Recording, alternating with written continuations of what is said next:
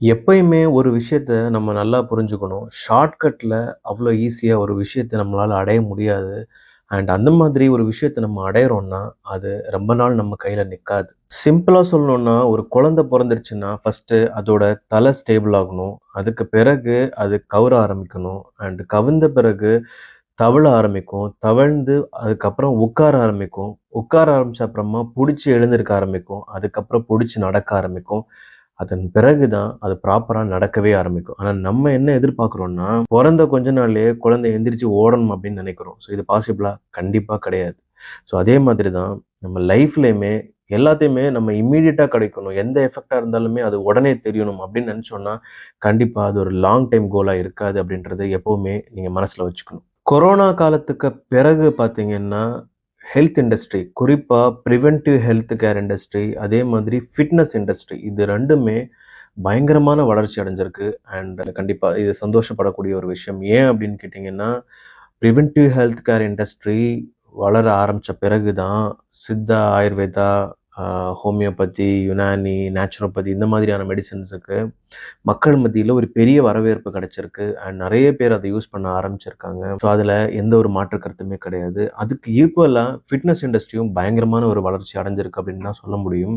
Fitness இண்டஸ்ட்ரிய பொறுத்தவரைக்கும் ஒரு மித்து என்ன அப்படின்னு பார்த்தீங்கன்னா, ஸ்லிம்மா இருந்தா தான் நம்ம பெர்ஃபெக்ட்டா இருக்கிறோம். ஸ்லிம்மா இருந்தா தான் நம்ம ஆரோக்கியமா இருக்கிறோம். ஸ்லிம்மா இருந்தா தான் நம்ம ஹெல்தியான ஒரு லைஃப வாழ்றோம் அப்படின்ற ஒரு தாட்ட என்ன சொல்றது? ஒரு ஒரு சோசியல் மீடியா அ இம்பாக்ட் அது கிரியேட் பண்ணுது அப்படின்றதெல்லாம் சொல்ல முடியல. பட் பரவலா மக்கள் மத்தியில இது ஒரு தாட்டாவே இருக்கு. நான் ஸ்லிம்மா இல்ல. எனக்குள்ள நெறைய கொலஸ்ட்ரால் இருக்கு. நான் ஓவர் வெயிட்டா இருக்கேன். அந்த மாதிரி அவங்க ஹெல்தியா இருக்கமா? இல்லையா? அப்படின்றத யோசிக்காம நம்ம ஸ்லிம்மா இருக்கமா? இல்லையா? அப்படின்றது தான் ஃபர்ஸ்ட் கொஸ்டினா வைக்கிறாங்க. இதுல ஒரு குரூப் மக்கள் எது நல்லது, எது கெட்டது அப்படின்றத தெளிவா புரிஞ்சுக்கிறாங்க. அவங்களுக்கு எது தேவை? அவங்க உடம்போட கெப்பாசிட்டி என்ன? அவங்க ஆரோக்கியமா இருக்காங்களா? அப்படின்றதெல்லாம் ஓரளவுக்கு ஒரு புரிதலோட ஒரு சில விஷயங்கள அவங்க ஃபாலோ பண்றாங்க. இன்னொரு செட் மக்கள் பார்த்தோம்னா, சோசியல் மீடியால ஒரு டாக்டர் பேசுறாரு. அவரு 24 ஹவர்ஸ் ஃபாஸ்டிங் இருக்கிறாரு அப்படின்னா, இவங்களும் அதே அப்படியே பிளைண்டா நம்பிக்கிட்டு ஃபாஸ்டிங் இருக்காங்க. இன்னொரு டாக்டர் சொல்றாரு, கீட்டோ டயட் எடுத்துக்கோங்க. உடம்புக்கு ரொம்ப நல்லது. பேலியோ டயட் சாப்பிடுங்க. ரொம்ப நல்லது. இந்த மாதிரி பல டயட்டிங் மெத்தட்ஸ் எல்லாம் சொல்றாங்க. அவங்க உடம்புக்கு இது செட் ஆகுமா? ஆகாதா? இது எடுக்கிறதுனால அவங்களோட ஆரோக்கியம் மேம்படுமா? இல்ல வேற ஏதாச்சும் பிரச்சனை வருமா? அப்படின்றதெல்லாம் ஒரு புரிதலே இல்லாம பிளைண்டா ஃபாலோ பண்ண ஆரம்பிக்கிறாங்க. நான் சொல்ல வர்றது என்ன அப்படின்றத சுருக்கமா பார்த்தீங்கன்னா, வெயிட் லாஸ் அப்படின்ற ஒரு ப்ராசஸ். இந்த வெயிட் லாஸுக்கு சம்டைம்ஸ் ஒரு சிலவங்க குடுக்கக்கூடிய காஸ்ட் என்ன அப்படின்னு பார்த்தீங்கன்னா, அவங்களோட வாழ்க்கையே ஆயிடுது. இதுல ஒரு சில கதைகள் நமக்கு தெரிய வருது. ஒரு நியூஸ் மூலியமாவோ, இல்ல ஒரு சோசியல் மீடியா மூலியமாவோ நம்மளால பார்க்க முடியுது. பட் பெரும்பாலான செய்திகள் நமக்கு வெளியில வரதே கிடையாது. நெறைய பேரு தவறான முறையில ஃபாஸ்டிங் இருக்கிறது, தவறான முறையில டயட் ஃபாலோ பண்றதுனால உயிரிழந்தவங்க நெறைய பேர் இருக்காங்க. பட் அது எதுவுமே நம்ம கண்ணுக்கு பெருசா தென்படுறதே கிடையாது. இந்த வெயிட் லாஸ் பண்றத நம்ம 3 விதமா பிரிக்கலாம். 1 பார்த்தீங்கன்னா, first and foremost surgical intervention. Suppose ஒருத்தவங்க ரொம்ப ஓவர் வெயிட்டா இருக்காங்க. லைக் ஒரு 90 கிலோ, 100 கிலோ, 110 கிலோ இந்த மாதிரியான அதீதமான வெயிட்ல இருக்காங்க. அவங்களால எழுந்து நடக்கிறதே கஷ்டம். அவங்களால ப்ராப்பரான அவங்களோட ரொட்டீன் ஒர்க்கே பண்ண முடியாது அப்படின்ற நிலைமைக்கு ரொம்ப உடல் பருமனா இருக்காங்க அப்படின்றா, அந்த இடத்துல அவங்களுக்கு தேவைப்பட்டுச்சுன்னா surgical interventions like bariatric surgery, liposuction மாதிரியான சர்ஜிக்கல் முறைகள பயன்படுத்தி அவங்க உடல குறைச்சுக்கிறாங்க. இனி ஒரு டைப் பார்த்தோம்னா, டயட்டிங் மெத்தட். இந்த டயட்டிங் மெத்தட் தான் ரொம்ப டேஞ்சரஸான ஒரு விஷயம். லைக் இந்த கீட்டோ டயட்டு, கீட்டோஜெனிக் டயட்டுன்னு சொல்லுவோம். Paleo diet, Mediterranean diet, dash diet, fruit diet இந்த மாரி பலவிதமான டயட்டிங் மெத்தட் இருக்கு. 3வது பார்த்தீங்கன்னா, ஃபாஸ்டிங். ஃபாஸ்டிங்கும் நம்ம நெனைக்கிற மாதிரி சாதாரண ஒரு விஷயம் கிடையாது. புரிஞ்சுகிட்டு பண்ணோம்னா, அத விட பெஸ்ட் எதுவுமே கிடையாது. பட் புரியாம பண்ணும்போது பல விஷயங்கள், பல டேஞ்சரஸான விஷயங்கள் அதில இருக்கு. ஃபாஸ்டிங்க பொறுத்தவரைக்கும் இன்டர்மிட்டன்ட் ஃபாஸ்டிங், லாங் ஃபாஸ்டிங் 4 நாள் வரைக்கும் ஃபாஸ்டிங் இருக்கிறவங்கலாம் இருக்காங்க. வாட்டர் ஃபாஸ்டிங் இந்த மாரி பலவிதமான ஃபாஸ்டிங் மெத்தட்ஸ் கூட இருக்கு. இதில டயட்டிங்க நான் ஏன் ரொம்ப டேஞ்சரஸ்ன்னு சொல்றேன் அப்டின்னா, நீங்க பொதுவா நெறைய விளம்பரங்கள் பார்த்திருப்பீங்க. சோசியல் மீடியாலயும், இல்ல ஒரு சில கிளினிக்ஸ் ஆகட்டும், நெறைய கைண்ட் ஆஃப் அட்வர்டைஸ்மெண்ட் போடுவாங்க. எப்படின்னா, ஒரே மாசத்துல 10 கிலோ குறைக்கிறேன், ஒரே மாசத்துல 20 கிலோ குறைக்கிறேன், ஒரே மாசத்துல 30 கிலோ குறைச்சிடுறேன். நீங்க எந்த எக்ஸர்சைஸும் பண்ண வேண்டாம், எந்த மெடிசின்ஸும் எடுக்க வேண்டாம், எத பத்தியும் நீங்க கவலைப்பட வேண்டாம்.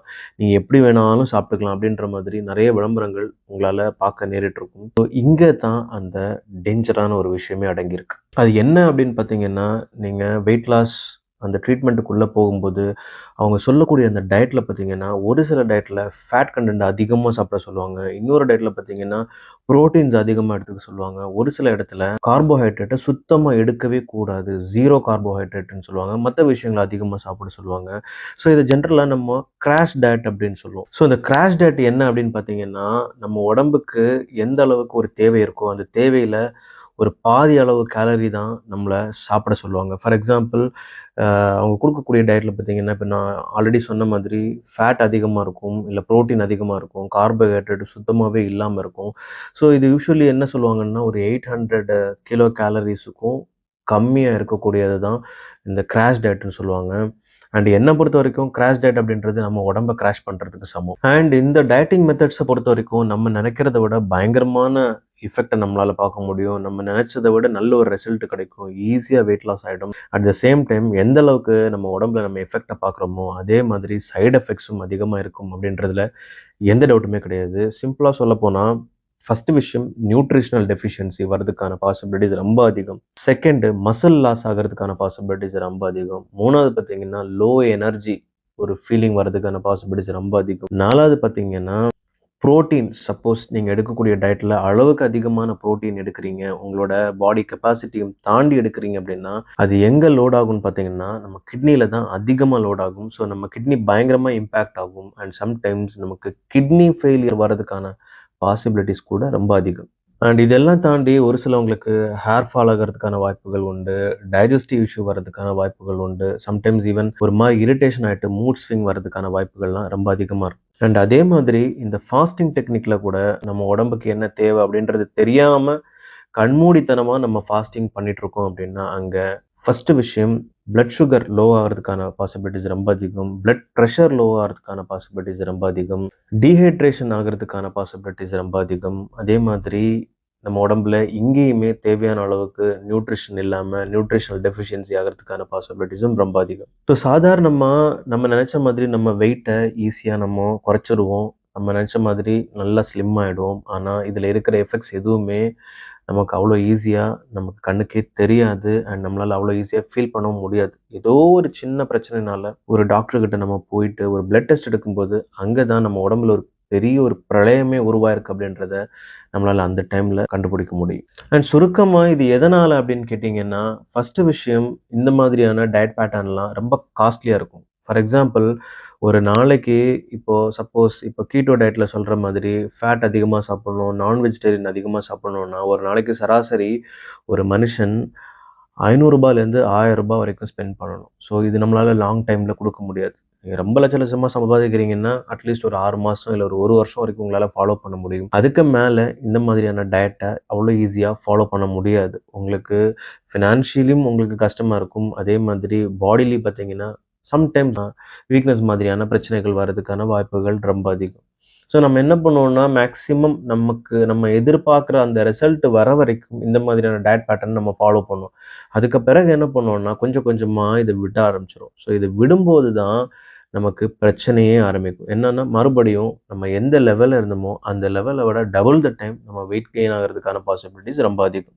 ஸோ அப்டின்னா, இதுக்கு என்னதான் தீர்வு? இதெல்லாம் இந்த மாரி நம்ம ஃபாலோ பண்ண முடியாதா? இது சாதாரணமா ஒரு ஒரு சாப்பாட்டு விஷயம் தானே! இல்ல ஒரு ஃபாஸ்டிங் தானே! அப்டின்னு நீங்க இத ரொம்ப ஈஸியா எடுத்துக்க முடியாது. ஏன் அப்டின்னா, இதுல நெறைய விதமான பிசியாலஜிக்கல் ஃபங்ஷன்ஸ் இன்வால்வ் ஆகும். நம்ம உடம்புல பெரிய சேஞ்சஸ உருவாக்கக்கூடிய சக்தி இந்த மாதிரியான விஷயங்களுக்கு இருக்கு. ஸோ இதெல்லாம் ரொம்ப கேர்ஃபுல்லா ஒரு கைடன்ஸோட பண்ணக்கூடிய ஒரு விஷயம். ஸோ இதுல சுருக்கமா சொல்லப்போணும் அப்டின்னா, சாதாரணமா நீங்க வெயிட் லாஸ் பண்ணணும் அப்டின்னு ஆசைப்படுறீங்கன்னா, ஆவரேஜா ஒரு மனிதன் அவனோட டோட்டல் பாடி வெயிட்ல மினிமம் 5% டூ மேக்ஸிமம் 10% தான் ஒரு மாசத்துக்கே அவன் குறைக்கணும். ஃபார் எக்ஸாம்பிள் நீங்க ஒரு 60 கிலோ இருக்கீங்கன்னா, ஒரு மாசம் நீங்க மேக்ஸிமம் ஒரு 3.5 கிலோலேருந்து ஒரு 6 கிலோ வரைக்கும் தான் நீங்க குறைக்கிறது ஐடியலா இருக்கும். அத தாண்டி நீங்க குறைக்கிறீங்க அப்படின்னா, உங்க உடம்புல இருக்கிற பல ஆர்கன்ஸ்ல அதோட இம்பாக்ட் ஆயிட்டுருக்குன்னு தான் அர்த்தம். இத ஏன் நான் இப்ப சொல்றதுக்கான காரணம் என்ன அப்படின்னு பார்த்தீங்கன்னா, சாதாரணமா இருக்கிறவங்களும் ரொம்ப ஹெல்த்தியா ஓரளவுக்கு நார்மலான ஒரு ஆவரேஜ் பிசிக்கல் அப்பியரன்ஸோட இருக்கிறவங்க கூட, இப்ப இந்த மாதிரியான விளம்பரங்கள பார்த்துட்டு ஸ்லிம் ஆகணும், இல்ல ரொம்ப ஃபிட்னஸா இருக்கணும், சிக்ஸ் பேக் வைக்கணும்னு சொல்லிட்டு நெறைய விதமான எக்ஸ்பெரிமெண்ட்ட பண்ணி, தேவையில்லாத பிரச்சனைகள அவங்களே விலை குடுத்து வாங்குறாங்க அப்படின்னு தான் சொல்ல முடியும். ஸோ என்கிட்ட நீங்க ஒரு பெஸ்ட் அட்வைஸா கேட்டீங்கன்னா, நான் என்ன சொல்வேன்னா, நீங்க நார்மலா இருக்கீங்க, ஒரு ஆவரேஜான ஒரு ஃபிட்னஸ்ல இருக்கீங்க, இல்ல ஒரு பிசிக்கல் அப்பியரன்ஸ்ல இருக்கீங்க. அன்றாடம் உங்களோட வேலைகள் எல்லாம் எந்த ஒரு டயர்ட்னஸோ, இல்ல ஒரு வீக்னஸோ, இல்ல அந்த மாதிரியான எந்த பிரச்சனையும் இல்லாம உங்களால பார்க்க முடியுது அப்படின்னா, நீங்க தேவையில்லாம உங்கள போட்டு நீங்க எதுவும் கன்ஃப்யூஸ் பண்ணிக்காதீங்க. உங்கள ஆரோக்கியமா வச்சுக்கிறதுக்கான சில வழிமுறைகள் சொல்றேன். ஃபர்ஸ்ட்டு நீங்க எந்த விதமான வேலை பார்க்குறீங்க அப்படின்றத புரிஞ்சுக்கோங்க. ஃபர்ஸ்ட்டு நீங்க உட்கார்ந்து வேலை பார்க்குறீங்களா? இல்ல ஃபீல்டுல போய் உடல் வருந்தி வேலை பார்க்குறீங்களா? அப்படின்றத தெரிஞ்சுக்கோங்க. சப்போஸ் நீங்க ரொம்ப ஒரு செடன்டரி லைஃப் ஸ்டைல்ல இருக்கீங்க. ஸோ ஒரு சிட்டிங் ஜாப் ஒரு 8 டூ 12 ஹவர்ஸ் ஒரு நாளைக்கு உட்கார்ந்து வேலை பார்க்குற மாரி ஒரு சிச்சுவேஷன் இருக்கு அப்படின்னா, அந்த இடத்துல உங்களோட பிசிக்கல் ஆக்டிவிட்டிய வாரத்துக்கு அட்லீஸ்ட் ஒரு 5 மணி நேரம் நல்ல டீப்பா இன்வால்வ் ஆகுங்க. நல்ல ஸ்வெட் ஆகுற அளவுக்கு ஏதோ ஒரு பிசிக்கல் ஆக்டிவிட்டி. அது கிரவுண்ட் எக்சர்சைஸ் ஆகட்டும், இல்ல ரன்னிங் ஆகட்டும், இல்ல ஜாகிங் ஆகட்டும், இல்ல ஷட்டில் கார்க் ஆடுறதாகட்டும், ஏதோ ஒரு விதமான ஒரு பிசிக்கல் ஆக்டிவிட்டி ஒரு வாரத்துக்கு மினிமம் 5 ஹார்ஸ். அதே மாதிரி தூக்கம். தூக்கம் அப்படின்றது ரொம்ப முக்கியமான ஒரு விஷயம். அட்லீஸ்ட் ஒரு நாளைக்கு ஒரு ஹெல்தியான ஒரு பெர்சன் மினிமம் ஒரு 6 மணி நேரம் நல்ல நிம்மதியான ஒரு தூக்கம் வேணும். எந்த ஒரு டிஸ்டர்பன்ஸும் இல்லாம நல்ல ஒரு சவுண்ட் ஸ்லீப்ன்னு சொல்லுவோம். அந்த ஒரு தூக்கம் அப்படின்றது ரொம்ப முக்கியம். இது 2யும் தாண்டி உங்களுக்கு பசிச்சா மட்டும் சாப்பிடுங்க. 3 வேளையும் பெல் அடிச்சா சோறுன்ற மாதிரி சாப்பிடாம, பசி அறிஞ்சு சாப்பிடுறது ரொம்ப முக்கியம். அதே மாதிரி உங்களுக்கு புடிச்ச உணவா இருக்கும், இல்ல ரொம்ப டேஸ்ட்டா இருக்கும்னு சொல்லிட்டு வயிறு முட்ட சாப்பிட்டு கழுத்து வரைக்கும் சாப்பிடாதீங்க. அரை வயிறு சாப்பிடுங்க. 1/4 வயிறு எம்ப்டியா விடுங்க. 1/4 வயிறு மட்டும் நீர் ஆகாரம் எடுத்துக்கோங்க. இத ஃபாலோ பண்ணாலே போதும். நீங்க உங்களோட ஆரோக்கியத்த அப்படியே பேலன்ஸ் பண்ணி எடுத்துட்டு போலாம். தேவையில்லாத ரிஸ்க்க எப்பவுமே எடுக்காதீங்க. ஸோ அந்த மாதிரி நீங்க ஓவர் வெயிட்டா இருக்கீங்கன்னு நெனச்சு நீங்க ஃபீல் பண்ணீங்கன்னா, கண்டிப்பா ஒரு டாக்டர பார்த்து அந்த டாக்டரோட கைடன்ஸ்ல ப்ராப்பரான ஒரு வெயிட் லாஸ் பிளான எடுத்து, அந்த வெயிட் லாஸ் ப்ராக்ரஷனா ஃபாலோ பண்ணுங்களே தவிர, தேவையில்லாம சோசியல் மீடியா பார்த்து இம்ப்ரெஸ் ஆயி உங்களுக்கு நீங்களே பிரச்சனைய உருவாக்காதீங்க.